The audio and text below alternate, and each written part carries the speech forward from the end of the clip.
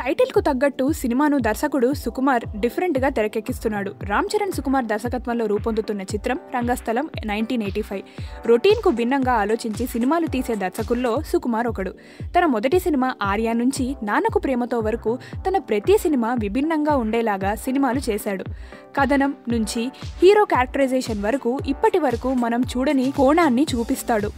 ఇప్పుడు తాజాగా రామ్ చరణ్ హీరోగా రంగస్థలం 1985 అనే చిత్రమైన టైటిల్ తో మరో కొత్త కథని ప్రేక్షకుల ముందుకు తీసుకురాబోతున్నాడు. పక్కా మాస్ యాక్షన్ చిత్రాలు చేసే రామ్ చరణ్ కి ఈ సినిమా 100% డిఫరెంట్ అని చెప్పాలి. ప్రస్తుతం ఈ సినిమా షూటింగ్ రాజమండ్రి ప్రాంతాల్లో జరుగుతోంది. రామ్ లక్ష్మణ్ నేతృత్వంలో యాక్షన్ సన్నివేశాలు చిత్రీకరిస్తున్నారు. 1985 కాలంలోని పరిస్థితులకు అనుగుణంగానే ఎంతో సహజంగా ఫైట్స్ చిత్రీకరణ జరుగుతోంది. ఇప్పుడు మనం చూస్తున్న రోప్ షాట్స్, ఒక్క దెబ్బ కొడితే గాల్లోకి ఎగిరిపడ్డం వంటివి ఈ సినిమాల్లో ఉండవు. 32 సంవత్సరాల క్రితం జరిగిన కథ కాబట్టి అప్పటి సామాజిక పరిస్థితులకు అనుగుణంగా సినిమా తీయాలంటే ఎన్నో జాగ్రత్తలు తీసుకోవాలి. ఈ విషయంలో సుకుమార్ ఎక్కడా రాజీ పడకుండా 1985 నాటి పరిస్థితులకు అద్దం పట్టేలా రంగస్థలం 1985 చిత్రాన్ని రూపొందిస్తున్నాడు. ఇప్పటికే ఈ సినిమాలో రామ్ చరణ్ గెటప్ ఎలా ఉండబోతోందనే విషయంలో ప్రేక్షకులకు ఒక క్లారిటీ అనేది వచ్చేసింది. కాకపోతే కథ ఎలా ఉంటుంది, రామ్ చరణ్ క్యారెక్టరైజేషన్ ఎలా ఉండబోతోంది అనేది అభిమానుల్లో ఆసక్తిని తెచ్చే అంశం.